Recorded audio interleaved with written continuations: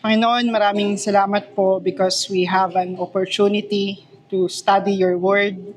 Um, it is not an object that we study, but because you reveal yourself through your word, you, as we study your word, you reveal yourself through it. And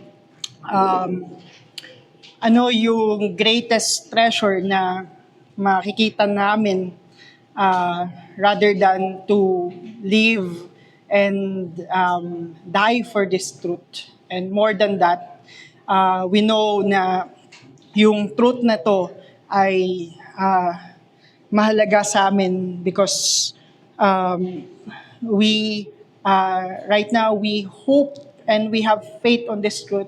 You know, through the resurrection of our bodies, we will see Christ face to face. And ito yung kahalagahan ng truth na aming pinapanampalatayaan and aming pag-aaralan ngayon. This is our prayer. In Christ we pray. Amen. So, ang topic natin ngayon is, I entitled it, The Gagging of God, Declaring the Word of God in a Postmodern Culture. So, I just used The Gagging of God in reference to D.A. Carson's book, The Gagging of God.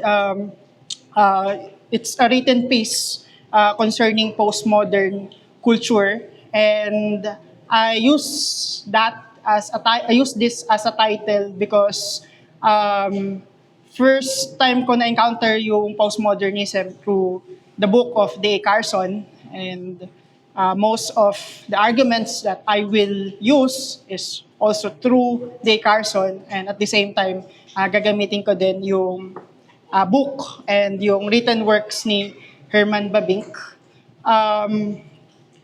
Why we should care about postmodern culture?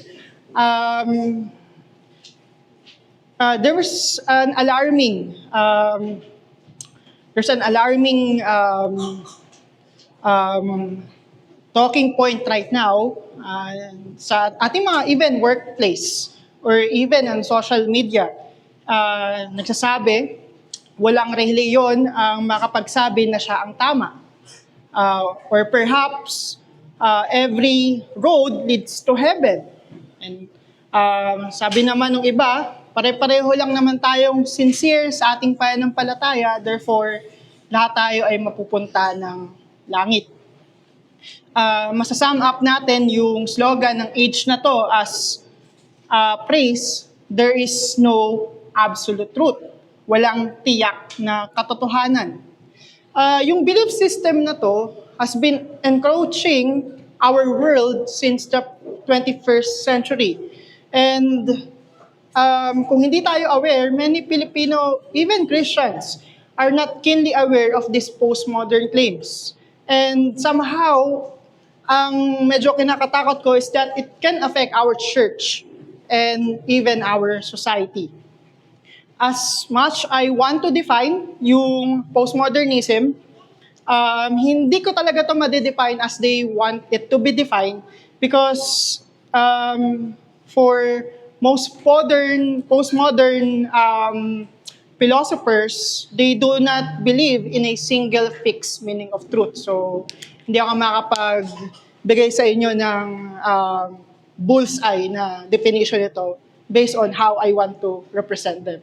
So, let me just provide an honest overview of how I understand postmodernism in this postmodern culture. Yung postmodernism, it renounces every known universal truth and treat beliefs as a social construct. Pag sinabi nating social construct, so gamit na din ako nito. Sorry sa aking writings. Pag sinabi nating social construct, ito ay sabihin nating norms lamang ng societal groups pero hindi natin siya masasabi na truth that is encompassing sa isang beyond each culture. So, nire-renounce ng postmodern yung fixed and universal truth such as sabihin natin loss of somehow yung iba hindi lahat may mga ibang variants kasi ng postmoderns, so hindi natin si-single out lahat, pero there are postmoderns na kanilang dinideconstruct yung loss of physics, or somehow they are also deconstructing yung loss of the land, or even yung universal laws na nag-go-govern sa bawat history of mankind. Ang sinasabi nila, yung bawat truths ay enclosed lang siya sa isang cultural system. Hindi siya nag-go beyond that. Kaya nga, pag sinabi natin na you cannot step outside you have to step outside, kung narinig niyo na yung step outside your bubble, di ba? Sa mga millennials, common yan na term. Ibig sabihin yan, tignan mo yung kapaligiran mo that is outside of yourself. Sa postmodern, sinasabi nila na you cannot do that. You cannot step outside of your bubble because everyone has every cultural and personal bias. And since inescapable yung cultural and group identities natin, therefore, hindi tayo makakapag-construct ng isang truth na masasabi nating tiyak. Kaya nga dito lalabas yung sinasabi ng other feminists ngayon na, di ba, no uterus, no opinion. Ano yung ibig sabihin nun? Walang karapatan magsabi ang isang tao kung wala siya dun sa mismong kanyang kung wala siya sa mismong group na yon. So for example, ako, lalaki ako. Hindi ako pwede magsabi against abortion kasi hindi naman ako babae. So I cannot speak outside of my cultural identity. So ganun na yung nangyayari. Somehow, yung truth ay nagiging relative based on our cultural groups. Ngayon, i-apply ko siya sa gospel. If this is true, one of the worst thing we could achieve here is to dilute the content of the God's whole counsel. Gagawin natin sa salita ng Diyos ay ilalagay natin siya sa subjective interpretation ng bawat cultural groups. So there will be different version of the gospel. Version of the gospel for the gay, version of the gospel for the feminist, version of the gospel for the communist. So, and each of this interpretation can be true or not. So, yun yung medyo mahirap sa postmodern cultural truths na to. Again, I just want to say na hindi ito outrightly, hindi lahat ng nag-hold sa postmodern ay ganito, but yung philosophy ng age natin ay ito yung nagmamanifest.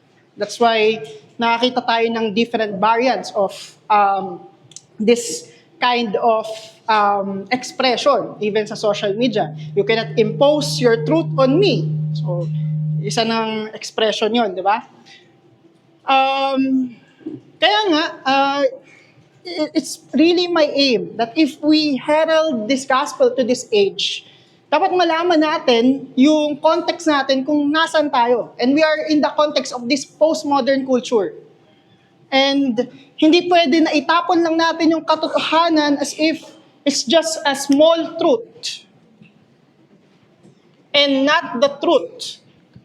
May difference yan. Isa ito ay subjective, while this one is objective.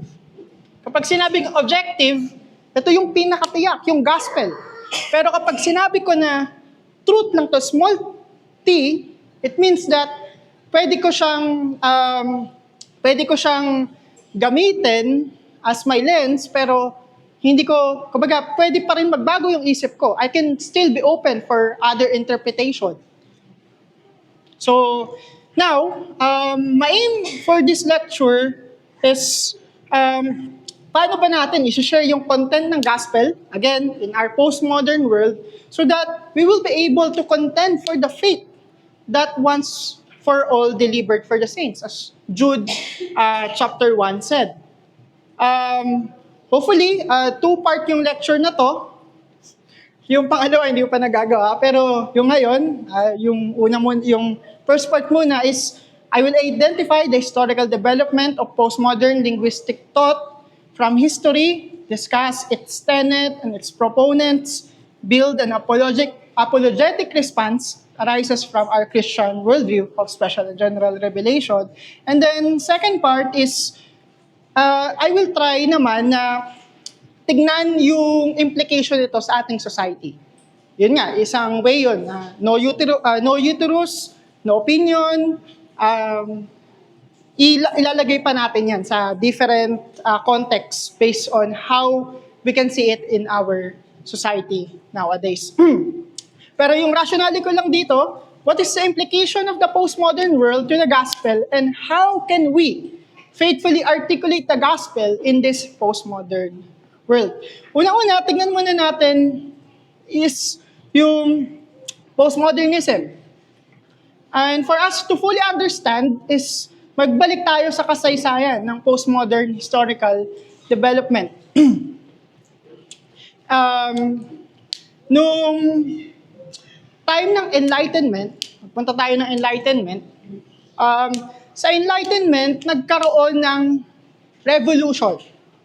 And ang revolution is that during the time of Puritan century, that is 16th to 17th century, sinasabi nila na theology is the queen of science. Yung mismong system of thoughts ng scripture, ang pinaka-center. And then, yung epistemology, yung problem of knowledge, yung biology, sabihin natin, politics, physics, theology is the center. Kumbaga siya yung foundation para malaman natin or para ma-organize natin yung different branches of knowledge. Pero sa Enlightenment, na iba. They want to be free from any chain of divine existence. And they gusto nila magkaroon ng autonomy of reason. Kaya ang naging main center is human reason. Sabihin natin human autonomy. Kapag sinabi natin human autonomy, free yung human without the binding of God's word, without the binding of any divine sense para influence sa mismong knowledge. So kaya nga makikita natin yung science dyan, biological science, dahil nagdo-do away na sila from theology, nagkaroon na ng evolutionary science. Because ayaw na nila ng supernatural, so nagkaroon ng worldview na kung saan natural na lang yung dapat nating tignan. So we have to discount any kind of supernatural on our premise or on our thesis. So, yan.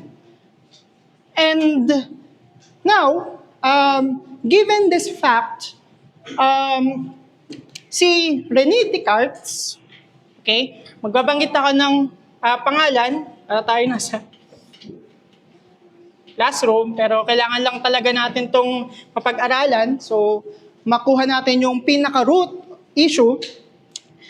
Siya yung father ng rationalism or father of, sabihin natin, isa sa father ng enlightenment. Masasum up natin yung talking point ng enlightenment through sa tinatawag niya na cognito ergo sum. Ano ibig sabihin ng cognito ergo sum? I think, therefore, I am. What do we mean by that?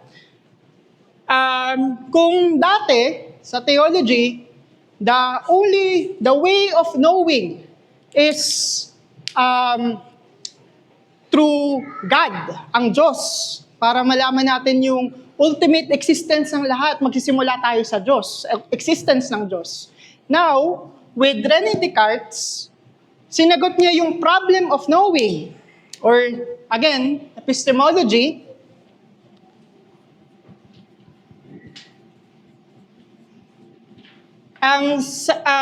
By the way, pag sinabi natin epistemology or problem of knowing, how do we know what we know?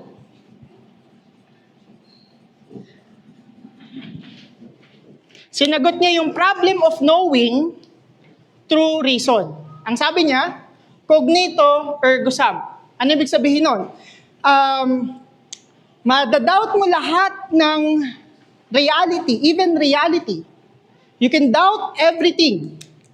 But I cannot doubt that I'm doubting. And therefore, if I'm doubting, there's an existence of doubter. The doubter. Kaya nga, sinabi niya, ako ay nag-iisip, there's a doubter, I'm doubting, and there's a doubter, therefore, I exist. So, meaning, trinis niya yung kanyang personal existence and even existence ng objective reality through also his consciousness, through also his own thinking. Secondly, makikita din natin dito yung point na, yun nga, ginustify niya yung kanyang own existence through his own thoughts.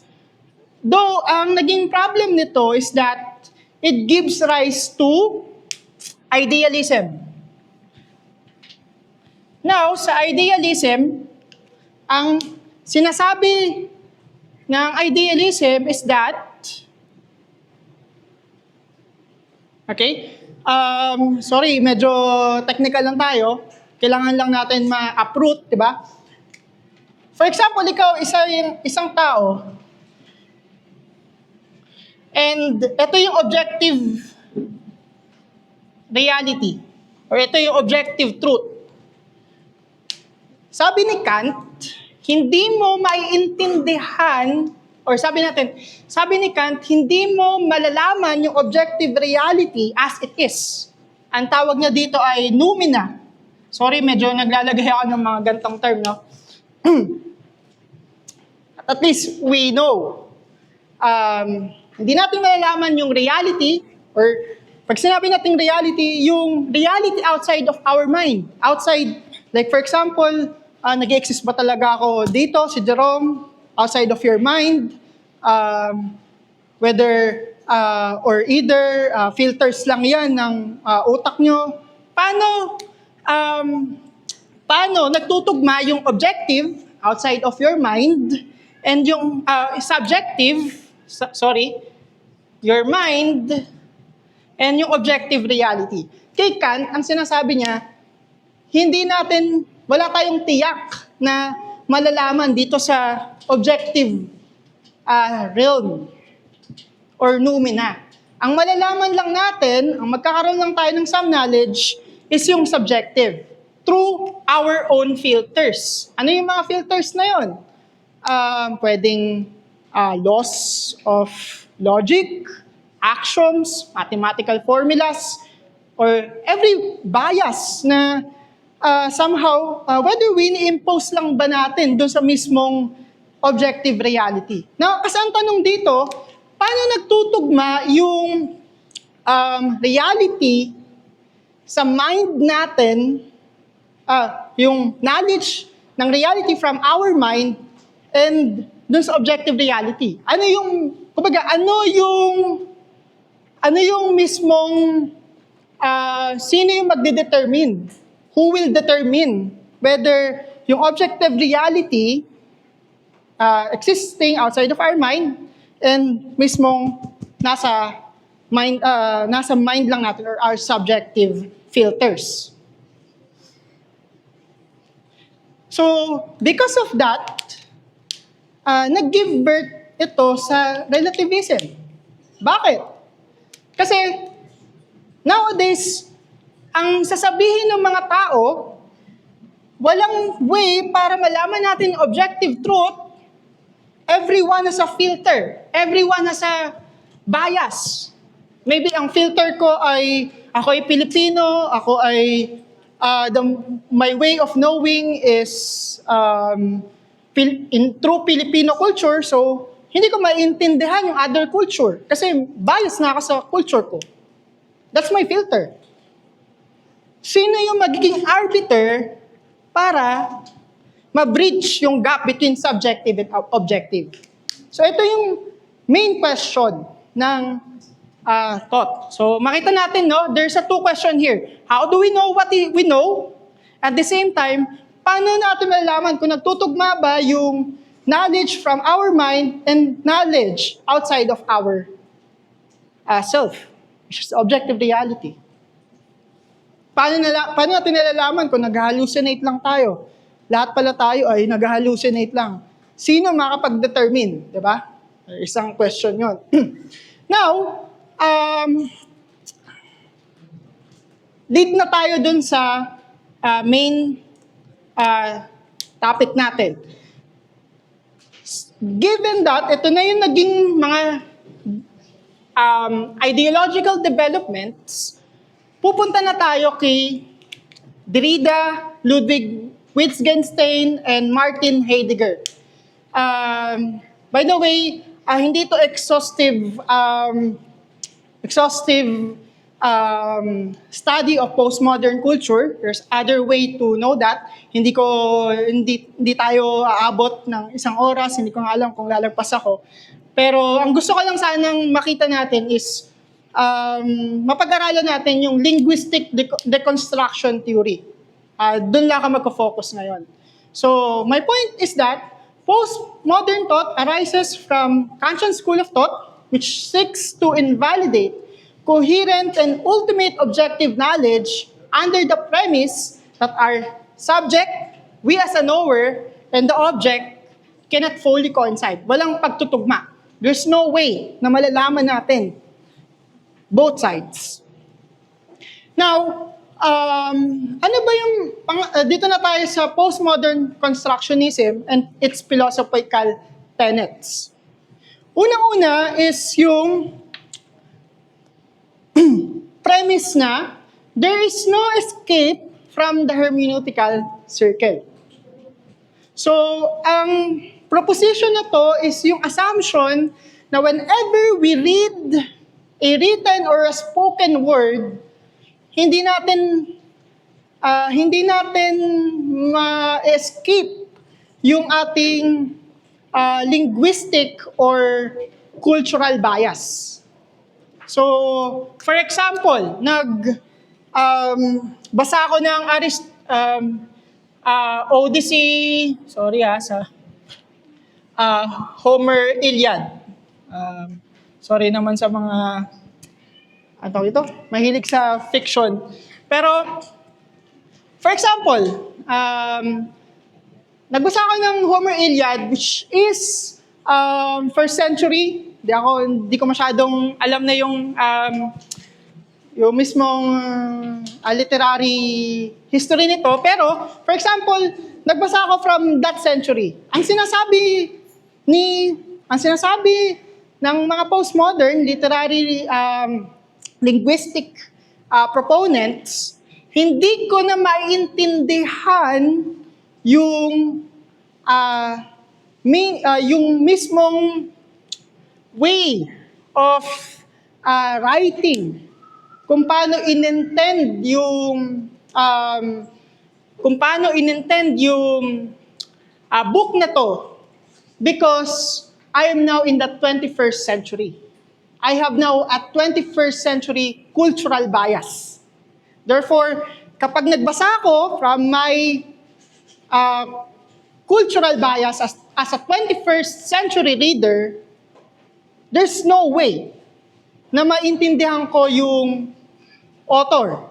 Sino ba yung author nito, Pas? Si Homer. Sorry. Si Homer pa. Odyssey pala yung book. Okay, sorry. Iliad. Okay. Anyway. Okay, there's no way na maintindihan ko si Iliad. Okay, so... Homer. Okay. There's no way na maintindihan ko si Homer. Okay? So, dahil nasa 21st century na ako. Okay? Secondly, is reality is mediated by language. Meaning, balik na naman tayo dito, hindi natin maintindihan yung objectivity ng reality because filtered na yan ng language.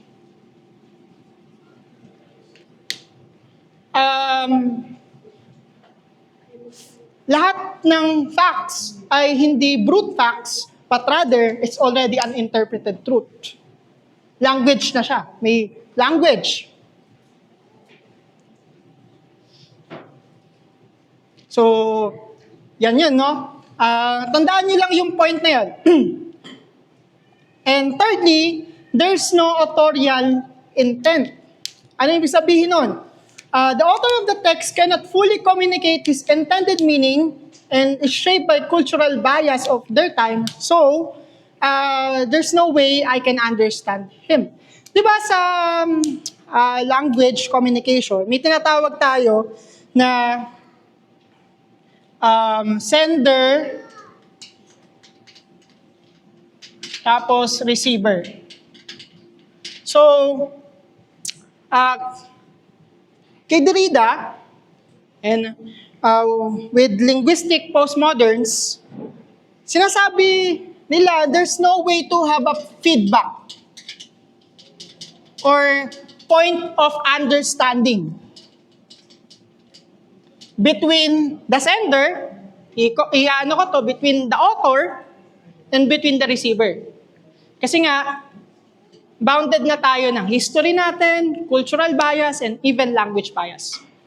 There's no point of contact. And at the same time, words do not necessarily communicate an objective truth. Yung words, yung language, rather, yung language natin, nakatali siya sa structural and linguistic context ng isang grupo. And as a result, hindi natin malalaman talaga yung authorial's perspective. Fourth, every individual interpretation, or in this sense, cultural interpretation may be considered valid as we make meaning of the objective text or of the text. Kasi wala na objective text eh. Communal interpretation is therefore promoted. Bakit? Because wala namang pwedeng isang tao ang mag-exist as isolation. Baliw na yon. So, dapat mag-exist siya together with their community. And sila yung, kumbaga, in that way, yung cultural interpretation ay ma-encourage between that community. And at the same time, walang particular group na makapagsabi na nasa kanya yung objective truth as a way to validate yung, because there's no way to validate objective truth. Tingnan niyo lang yung sinend ko sa inyo na doon sa picture, yung elepante. So, di ba sa elephant, makikita niyo yung picture ng elepante, sinend ko sa group yung whole manuscript.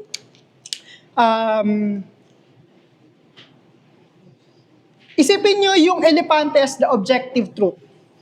And walang knowledge kung sino man doon sa mga humahawak sa elepante kung ano ba talaga yung elepante. Kasi wala silang picture, whole picture ng elepante.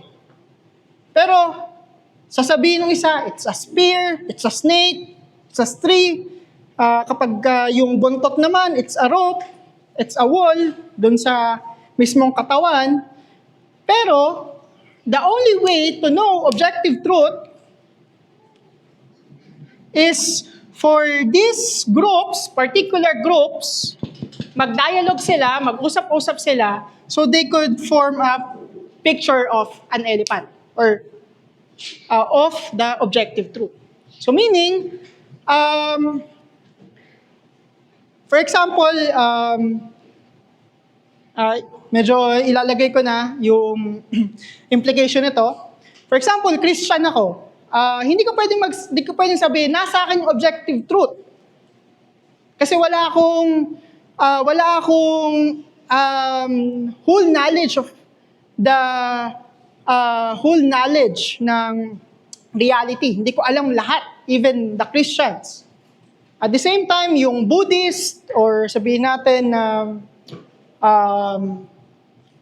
Islam, they don't also have, wala din silang ultimate knowledge of the objective truth. Pero, the only way for them to know, sabi ng mga postmoderns, mag-usap-usap kayo, and then we can form the whole truth. Okay? So, ito yung system of thought na meron na tayo ngayon. Yung Christianity, Buddhism, any particular groups, hindi mo pwedeng sabihin, ako ay nasa akin yung katotohanan. No. We have to learn from each other so we can form an objective truth. In that sense, makikita natin, yung truth ay social construct lang ng bawat particular groups. Even somehow Christianity, some postmoderns believe on this. And kapag in-apply natin ito, it would mean yung cultural practices natin and teachings natin within our societal context is just a different expression of human interpretation and perspective. So, kumbaga, yung perspective mo, tignan ko, perspective ng Christian or perspective ng sino man, tignan natin, pag-combine natin, then we can form the whole truth. This is the age that we live now, Christians. Kaya yung point dito,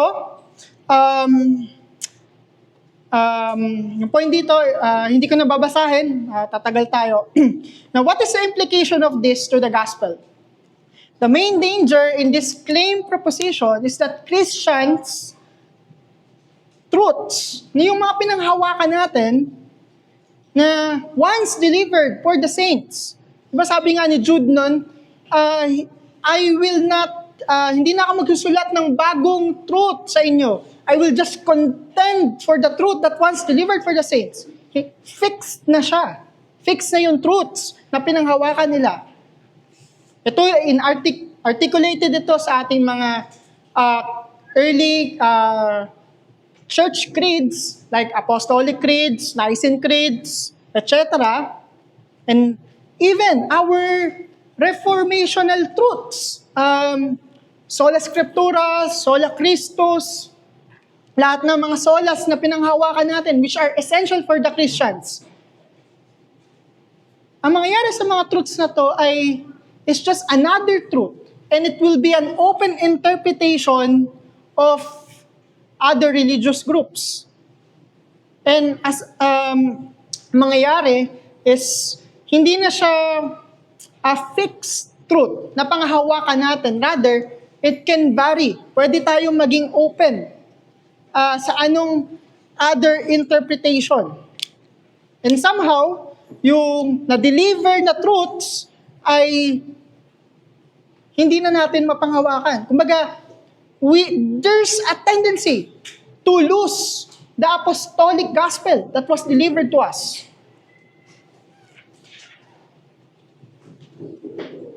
And ang medyo mabigat pa nito is that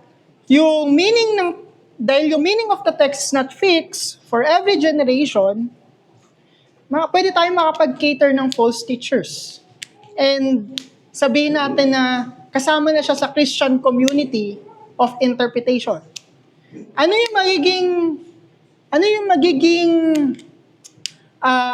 magiging source natin para sabihin natin na mali yung gay interpretation of the scripture? Ano yung maging source natin para mali yung abortion-supported interpretation and also Christian liberation theology na ang pinaka-gospel ay it's all about liberating the poor, which will be our arbiter. Diba? If yung Word of God na pinanghawakan natin ay hindi din fixed, hindi siya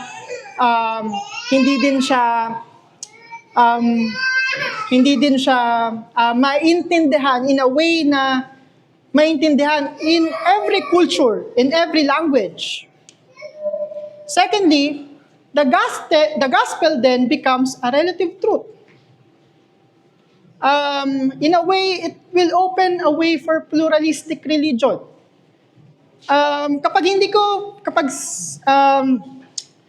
Kapag kiliname ko na wala sa akin yung absolute truth, and rather I can still subject my faith, when you say faith, my content of the gospel, to be deconstructed by other religious groups para ma-attempt natin na mag-form tayo ng whole picture ng truth, magko-collapse ito into universalism. Bakit? Kasi wala tayong guardrails. Ano yung guardrails na isa-subject natin yung ating sarili para masabi natin na mali yung Buddhist, mali yung Islam. Isang example na nga nito, yung tumatakbo na Democratic Senate candidate sa Texas. By the way, nakakalungkot kasi isa siyang pastor ng Liberal Presbyterian Church. Sabi niya, I believe Christianity points to the truth. I also think other religions of love point to the same truth. I think of other different religions as different languages, but we are all talking about the same reality.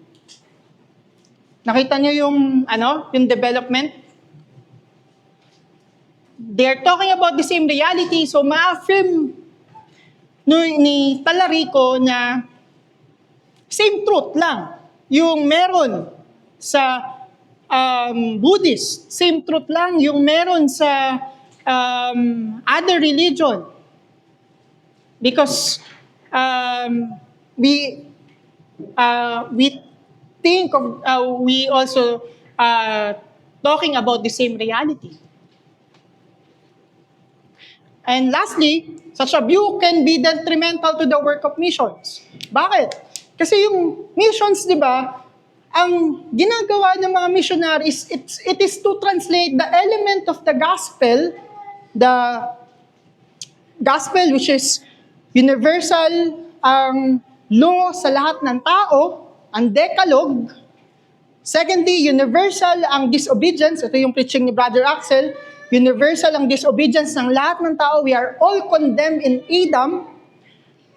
Thirdly, we can only be saved through Christ, and ang hope natin is our second coming of Jesus Christ. So, now, kapag itong element ng gospel ay translate natin in somehow in a different language or in a different cultural interpretation, in what way na yung objective truth na to na pinapaniwalaan natin ay pwede din siyang ma-dilute, pwede siyang ma-wash away for the sake of contextualizing. Pag sinabi kong contextualizing, may good way of contextualizing such as pinapaintindi natin yung message sa way na maintindahan nila through their own language, but yung contextualizing na encourage natin yung idolatry nila, such as, for example, ako ay Filipino. Ang isang sakit ng mga Pilipino ay, ang isang sakit ng Pilipino ay collective tayo mag-isip, di ba? May lagi yung language natin, we, I, at kami, tayo, wala tayong masyadong I. Kaya, kapag tinranslate yung gospel sa ating culture, somehow pwedeng sabihin natin na ang kaligtasan ay collective. Do you get me? Now, kapag American naman yung gospel, since most of these Americans ay sila ay individualistic. So, given that, maniniwala sila noon na ang gospel ay personal. That's why, ang problem naman ng gospel is that pag preach mo yung gospel sa kanila, they don't believe in a church community. Do you get it? So, may cultural bias, pero meron pa rin tayong objective truth that comes from the teaching of the gospel.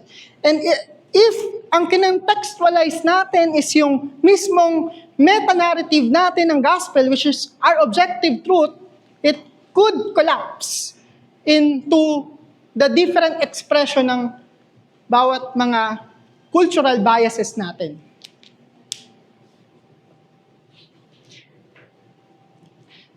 Now, paano natin sasagutin yung postmodernism?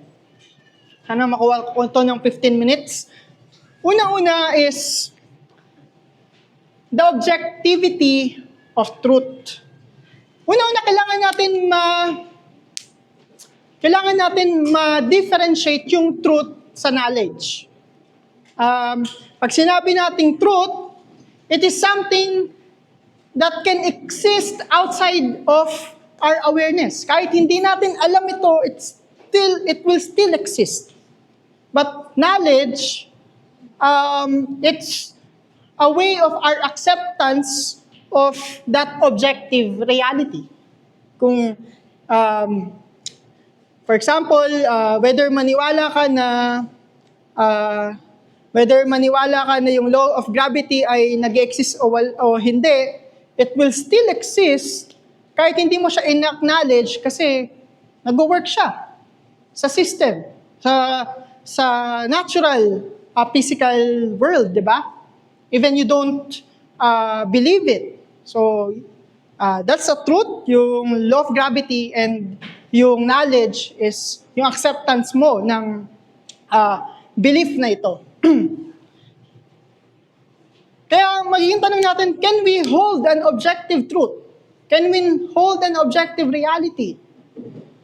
For Christians, since in-argue natin ito from our Christian perspective, not not in a subjective way, but in a objective manner, we believe that objective knowledge exists. May katiyakan yung knowledge natin.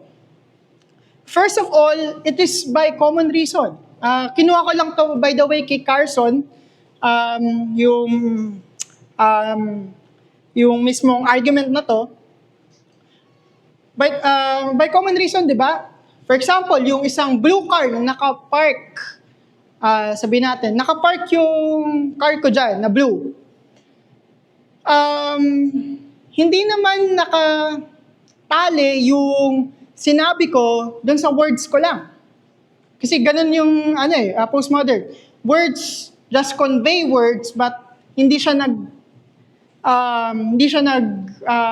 pertain, hindi siya nagsisignify ng objective reality. Pero most of our language ay it pertains to objective reality. Pag sinabi ko na yung kotse ko ay nakapark dyan na blue, hindi ko tatanungin anong kulay, or hindi ako masyadong naka-focus sa kulay, but rather ang focus ko, saan nakapark? Dyan ba sa gitna? Dyan ba sa malapit sa puno? So, most of our language ay nakatight dun sa mismong objective reality na nandun tayo, di ba? At the same time,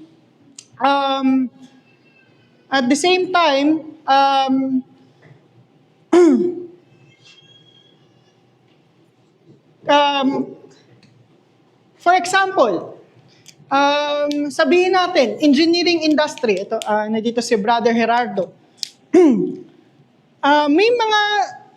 May mga professional expertise na hindi pwedeng mare-reverse natin yung knowledge. Maging open siya sa interpretation. Even hindi siya i-accept ng mga tao, it will still stand. For example, si Brother Gerardo, sabihin niya,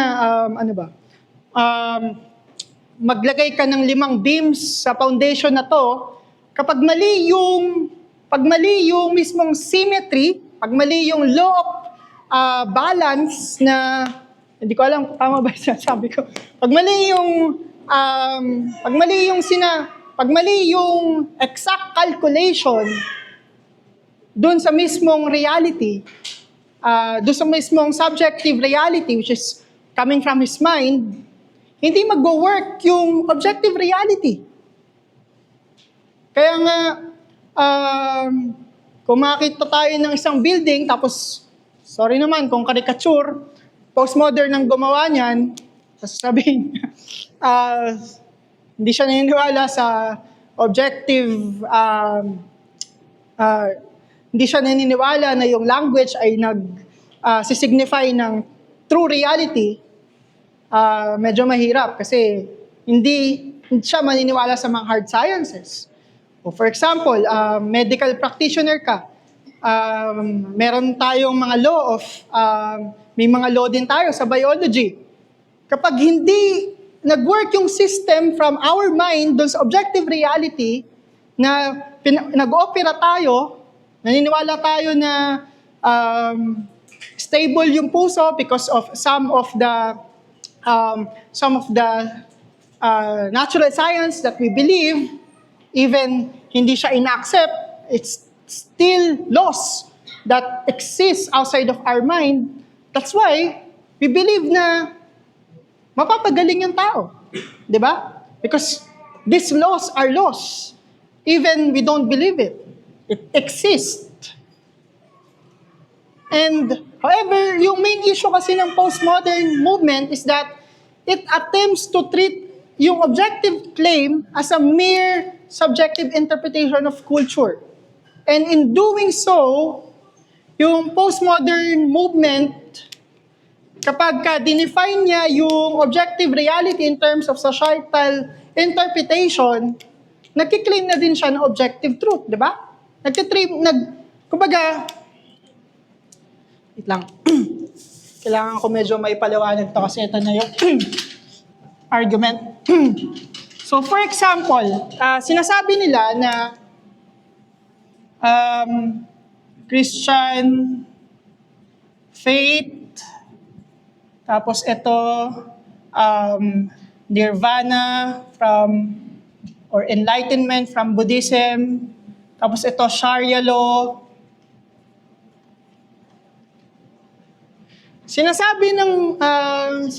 Pag sinabi ng postmodern na these are truths of themselves, they cannot claim an objective truth. In the first place, yung claim na subjective truth ito, to form an objective truth, isn't this an objective claim? So yun yung isang trust natin.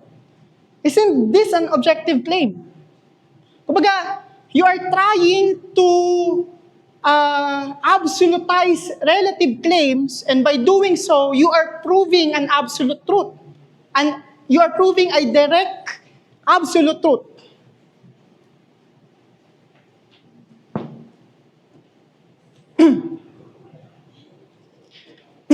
Secondly, the appeal to faith and reason. So, hopefully, na-establish natin na may objective truth, di ba? Kasi, we cannot deny that. Objective truth exists, and we can know it.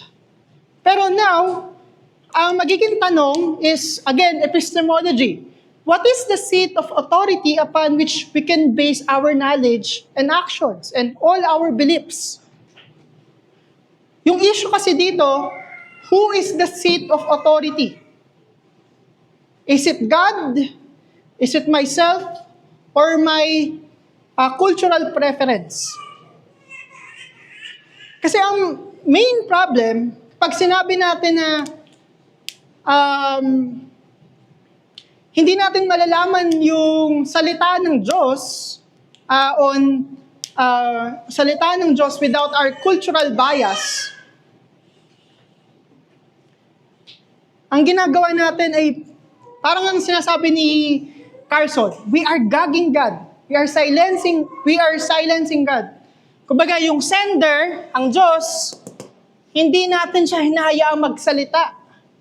And i-intend yung mismong knowledge, i-intend mismo yung information na gusto niyang sabihin sa atin.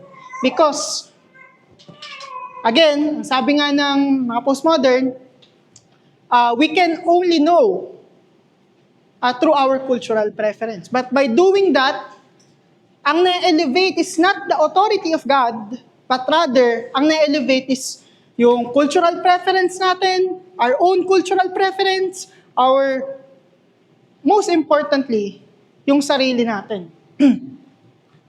Kaya nga, sasabihin natin na hindi tayo pwedeng mag-base ng authority based on autonomy of human reason. Kumbaga, dinebunk na to ni Kant ng idealism. Paano natin malalaman na tayo yung determiner ng truth? Hindi nga natin ma-determine kung nagtutugma yung objective and subjective reality natin. So, there's no way na yung human reason, yung maging main arbiter ng truth. At the same time, our knowledge is not certain. Hindi naman tayo all-knowing.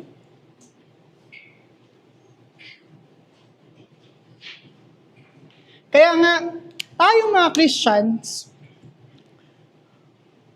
ang surest foundation ng objective truth natin is ano? It's none other than the Word of God. Bakit? Because our foundation is grounded on unchanging revelational truth of God found between nature and Scripture upon God's absolute and eternal truths revealed in Scripture and grounded in history. Pwedeng sabihin ng postmodern writers, yung interpretation din ng Scripture ay sinulat din ng tao. So, may mga cultural biases din from a human perspective. Let's listen from Horton, mahalaga ito. The truth himself is not a disembodied, isolated mind like Descartes' self. A thing that thinks, reality is always interpreted. So, on some side note, tama yung postmodern. In a way na walang nagbabasa ng isang katotohanan without any bias. Yes, we believe in that. Lahat tayo may bias. We have, when we speak, when we read the Scripture, we have a bias. And somehow, pwede ngang yun yung way para hindi tayo maka-arrive sa truth because of our bias, di ba? Therefore, we have to resist modernist and fundamentals assumption that we just read the Bible without any interpretive assumption. Yun yung sinasabi ko. There's no neutral view from nowhere, only God sees reality as really is, since He created, upholds, and guides it to its appointed end. So meaning, yes, lahat tayo may bias, pero ang Diyos, na hindi lang nakakaaram ng reality, yung Diyos mismo, sa Kanya nagmula ang lahat ng bagay. And siya ang mag-interpret ng reality, thereby, dahil siya ay nagpahayag, we can know objective truth. Why? We only know what God has been pleased to reveal, and even that revelation comes through the mediation of human interpretation in the Scripture. Yan nga yung argument ng mga postmodern. Ito yung sagot ni Horton. The difference is that God has inspired and authorized this interpretation. Meaning, yung mga cultural bias ng mga authors and writers ng Scripture ay ginamit ng Diyos para maintindihan natin. Ang tawag dito ng mga reform ay Principia cognoscendi principia. Principia cognoscendi externali. Objective truth. We have the objective truth. Dito, nagpahayag ang Diyos through human language, pero yung interpretation ay sabihin natin na ginamit ng Diyos. Or tinatawag nating verbal inspiration of the verbal plenary inspiration of the Scripture. Every human language, every dot ay Word of God. Kaya, malalaman natin yung revelation, malalaman natin yung objective truth na galing sa ultimate interpreter, which is God. Because, ang Diyos din yung nagbigay ng interpretation. By the way, kung alam niyo lang, sa Old Testament, yung mga false prophets, pinapatay sila, hindi lang kapag nagbibigay sila ng maling oracle, but if their interpretation of God's word is mali. So meaning, even so, in the Word of God that we have, yung mismong interpretation ay ginaid ng Diyos para makarating sa atin. So we don't gag God. Hindi natin sinasilence yung interpretation na inintend ng Diyos para sa atin. Kaya nga, dito, we proclaim that God has breathed out the words of the human writer so that He could accommodate our creatureliness. In that sense, God has spoken, nagsalita ang Diyos. And its interpretation should also be owned by God Himself. Huwag natin tanggalan ng authorial intent ang Diyos. And somehow, sabi natin, yes, we have a cultural bias. By the way, tuturo ata ni Pas yung hermeneutics. But even we have a cultural bias because of the Holy Spirit.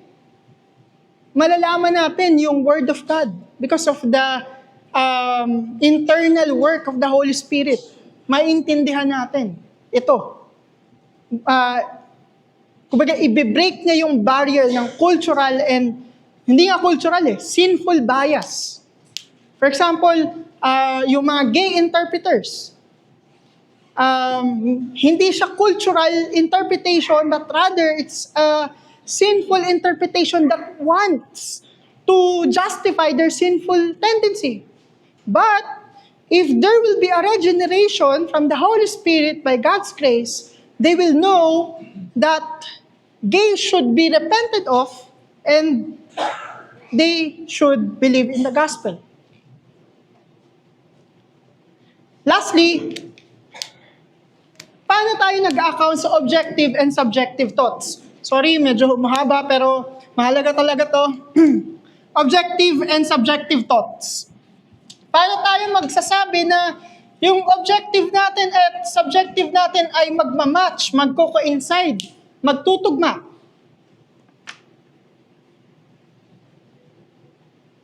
Tayo lang yung makakapag-account niyan. Bakit? The Christian worldview can account that objective reality can correspond with our subjective thought because yung mga logic, yung mga actions, yung mga mathematical formula, mga laws of biology,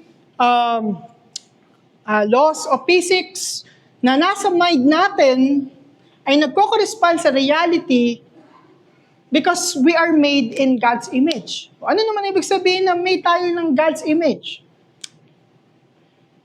It's because, sabi nga ni Bavinck sa Christian Worldview niya, book niya, yung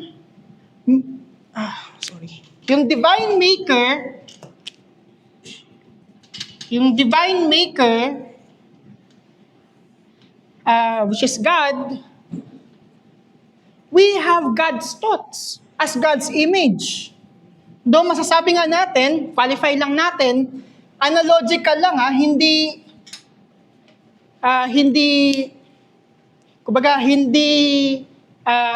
equivocal. Kumbaga, hindi yung mismong knowledge ng Diyos ay different pa rin yung quality, but although it is different in quality, it's a copy of true reality.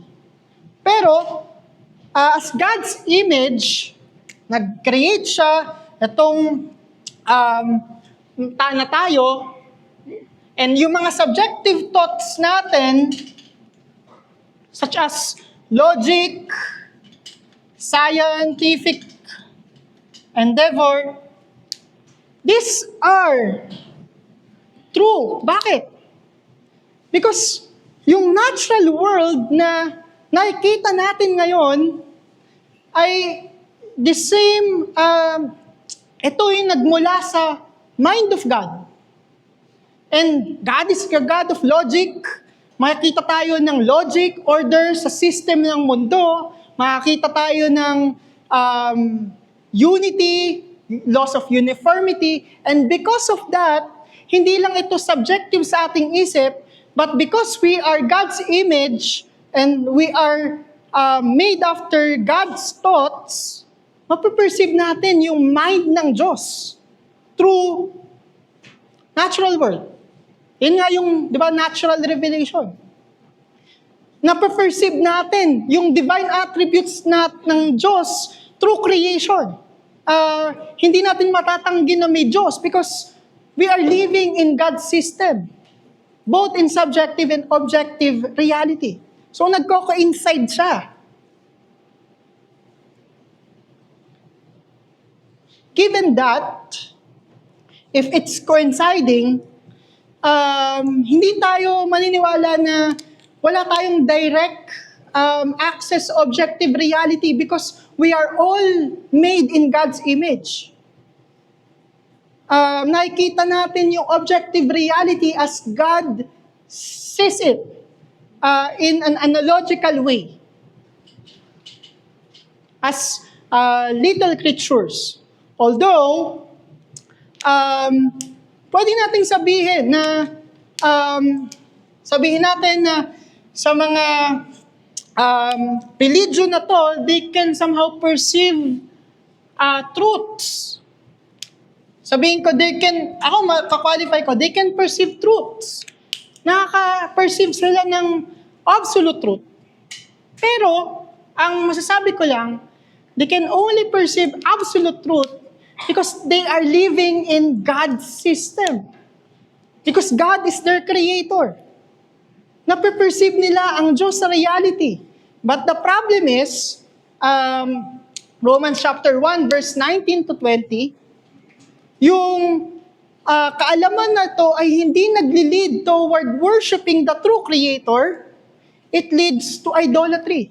Kaya nga yung mga system na to, Buddhism, Islam, and other religions, hindi natin masasabi na tama sila. Ultimately, because their religion leads to a false worship of the true God. Yes, they can have a true knowledge, objective knowledge, and they can know the true God as their creator, but because of their sin, they suppress it, and it leads to idolatry. So masasabi natin sa bawat culture, yung noetic effects of sin, when you say noetic effect of sin, yung kasalanan, yung effect ng kasalanan, ito'y nagmanifest through different religion. And the only way for us to correct it is what? It is through the gospel. Because hindi lang sapat na malaman nila ang Diyos sa nature, because it leads to idolatry. They have to be renewed after God's image. That's why we preach the gospel. It's the only truth that can regenerate them and lead them to restoration of God's image. Diba na pag-aralan natin to, kung natatandaan nyo pa yung topic ko last time? The only way na ang isang tao ay maibalik sa image ng Diyos in its restoration is through regeneration, and that is preaching the gospel. That's the only appointed means. Thereby, ang challenge natin in our day is to call out the idolatry and yung absurdity ng postmodern thought, which claims that objective truth is not directly knowable when in fact it attests by absolutizing in relative claims. Sorry, nawala ako. Kaya nga, we need to preach the gospel for them to fully integrate yung realities and knowledge. Sabi ng Colossians chapter 2, verse 2 to 3, that their hearts may be encouraged, being knit together to reach all the riches of full assurance of understanding and the knowledge of God's mystery, which is Christ, in whom are hidden of all the treasure of wisdom and knowledge. The only way na mag-make sense ang lahat, again, babalik tayo. Lahat ng knowledge, by the way, may qualification ito, either kay Pirian ka or Two Kingdoms, pas na lang magsabi. Hindi ko na ma-expound. But again, babalik tayo dun sa point na the only way para ma-integrate natin ang lahat ng knowledge is through Christ, which is revealed in the Scripture, and kaya tayo karoon ng endeavor ng natural science and different branches of system of knowledge. Kaya nga, ano yung way natin para ma-articulate yung gospel? We ultimately direct them to revelational knowledge toward Christ, kasi siya yung center ng revelation. Siya yung center ng wisdom ng Diyos. Through the renewing work of the Spirit by means of Scripture, He is the ultimate end toward both general and special revelation point. Paano ko sasabihin to? Gamitin ko na lang yung comment ni Nathan Sotanto, isang Babing scholar ng RTS. Sabi niya, the goal of redemptive revelation is the theological promise of redemption. Yung general revelation, yung special revelation, ang goal niya is redemption. Sin has spoiled and destroyed everything, the intellect and the will, the ethical and the physical world. Inherent in this goal is the reunification of one's knowledge and person such that humanity can think God's thoughts after Him, see Christ as the center of all things, and see creation for what it is. In short, it is a total organic correspondence between objective reality and subjective appropriation that sees creation, redemption, and history as unities and diversities, with God's glory as the unifying goal and Christ as the unifying center. Objective revelation passes into subjective appropriation in Christ. In the middle of history, God created an organic center. From this center and ever-widening sphere, God drew circles within which the light of revelation shines. Last time na to, iano ko lang yung beatific vision natin.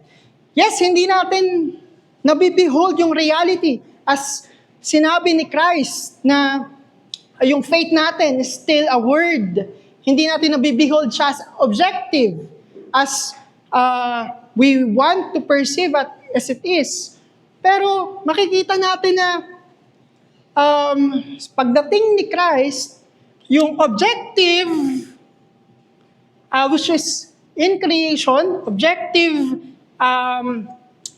appropriation, makita natin si Christ ay nag-incarnate. Diba ito yung preaching ni Paz kanina? The incarnate word. Christ is the divine wisdom. Nag-incarnate si Christ. And siya ay yung pinaka-center ng creation.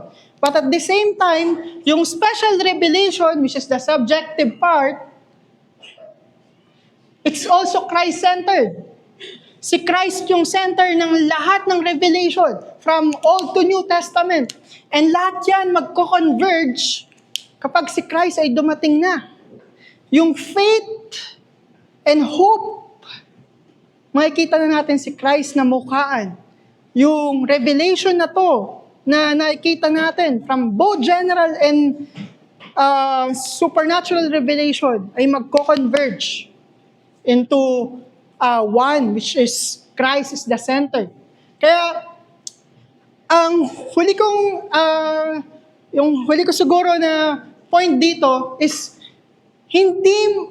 it's not really about winning. It's not really about proving that we are right. It's all about proving that there's an objective truth which is centered on Christ. So all of our knowledge will lead to Christ. And hindi intellectual yung knowledge. We behold Christ as our center. And kung hindi natin sasabihin na si Christ lang yung kailangan ng mga tao and kasama lang siya as a tool, as a genie, then we lose the gospel at all. Because the gospel, from the history, from the supernatural revelation, it all leads to Christ as the center. And ito yung dapat na mai-preach natin. Christ is the center. Kaya nga, in conclusion, we must declare the exclusive claims of the truth of the gospel revealed in history, despite living in an age where every belief is treated as acceptable and where the Christian faith increasingly becomes an unwanted voice among the religions of the world. So, tapos na pa, sorry, nag-extend. So, dahil dyan, merong 10 minutes na lang Q&A. Pass.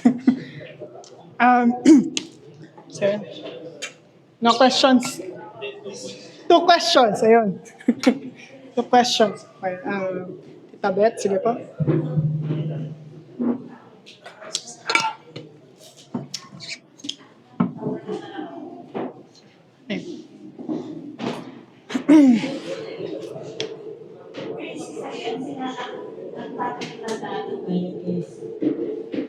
Postmodernism versus how does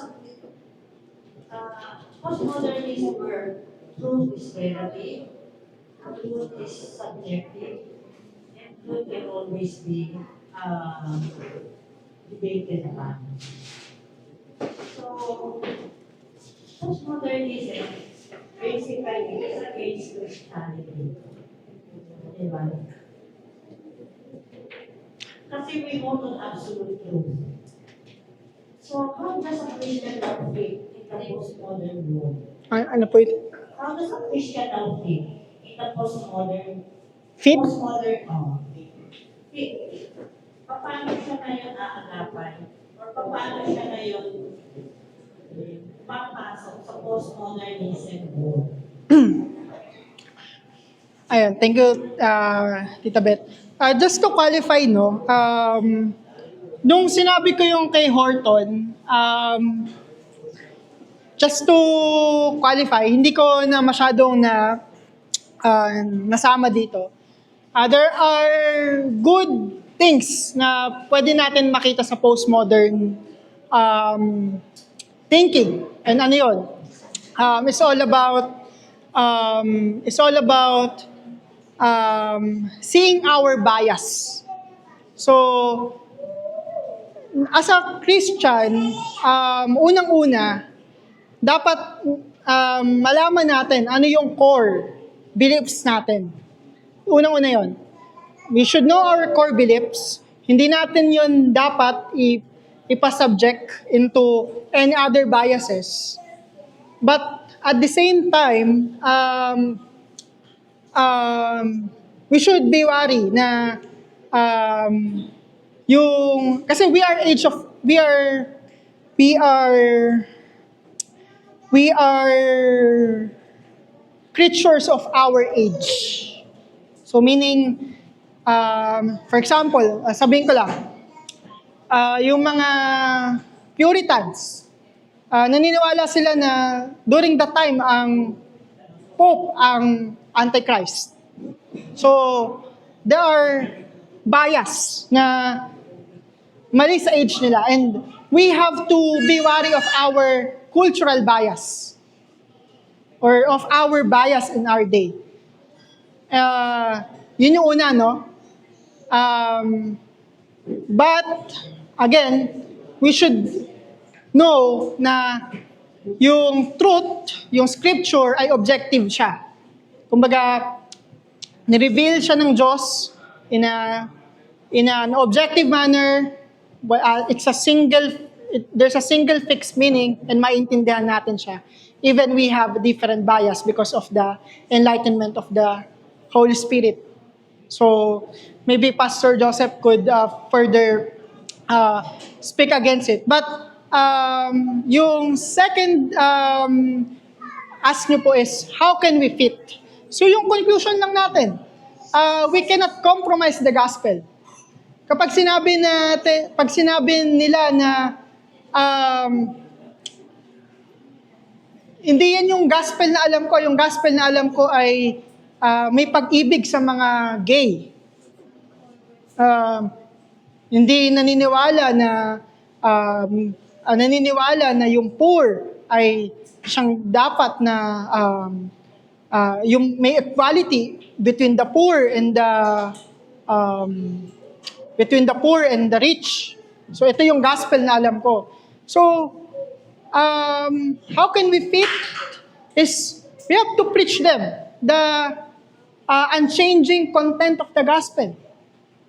Sabihin natin yung sin as it is na kasalanan ang gay because it's in the Word of God.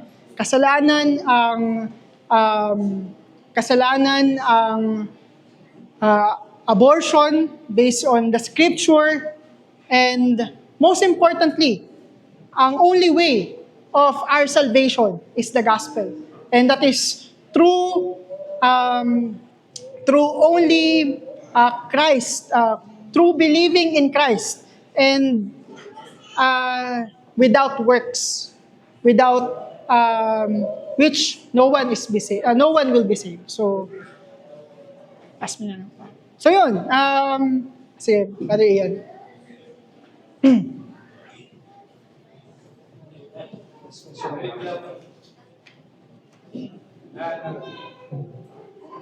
Bro, kasi nandito lang ako dun sa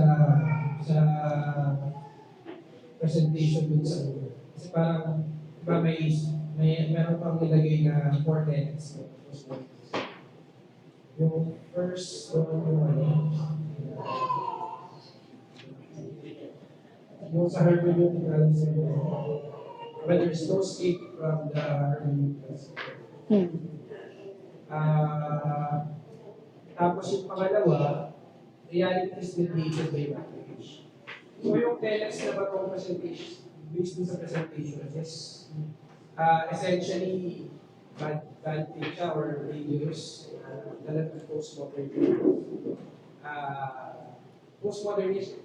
Kasi, na-confuse ako kasi dun sa quote mo kay Horton, it's seemingly nag-agree si Horton dun sa dalawang tenets. Yeah. We can agree with that. Kaya nga, hindi natin outrightly nire-reject yung postmodern, but, kumbaga, nilalagay natin siya sa Christian perspective.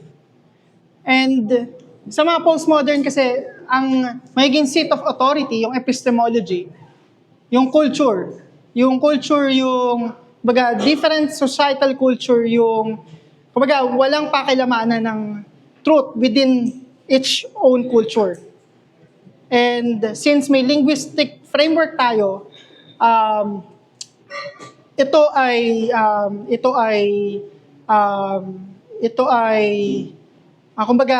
yung epistemological, kumbaga, I deny postmodern in terms of epistemological postmodern, na as if na we don't have a direct access of objective truth. Kasi again, we are living in God's system, which God has created this world, and we have God's thoughts, even yung mga unbelievers. So, we can know objective reality. Although, may mga cultural bias tayo, and masasabi ko na mga cultural biases na to ay most of the time ay sinful biases natin. And it's only through, sabi nga ni Pas kanina, yung nang nagdi-discuss kami, the only way for us to come to the knowledge of objective truth through the scripture is through hermeneutical,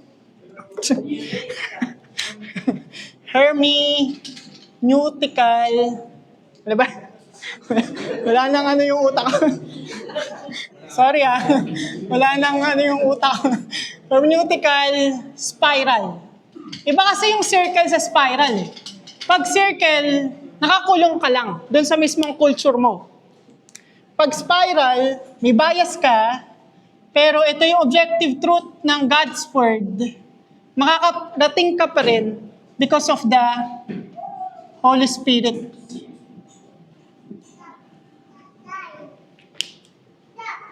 So, yes, may hermeneutical circle or may mga biases, pero we affirm na makakarating pa rin tayo sa objective truth because of the Holy Spirit. Yung illuminating work ng Holy Spirit. So, yes, kaya nga sabi ko hindi ito exhaustive way kasi kailangan mas, defense of the truth. Epistemological yung nilalabanan ko dito. Pero there are other ways na pwede natin makita na, yes, we can use postmodern, but we have to be cautious of that. Maybe Pastor Joseph could further Pero dahil may na tayo ng time, maybe next time na lang. Yun, yun lang. Yung brother yan. Wala nang time, sorry po. Tanungin nyo na lang ako sa yun lang. Sige, pray po tayo. Lord, maraming salamat po sa sa biyaya na binigay mo sa amin. We thank you for studying your word. But hindi ito, it's just not just an objective truth na kung saan ay nilalaman na namin yung utak namin as if that we want it to be intellectually mas maging maalam kami, but rather because we are studying a person, and that is our Lord Jesus Christ. Is the center of the universe, is the center of all creation, and because of that, we have a surest foundation of our knowledge, and sa Kanya kami nakasandig.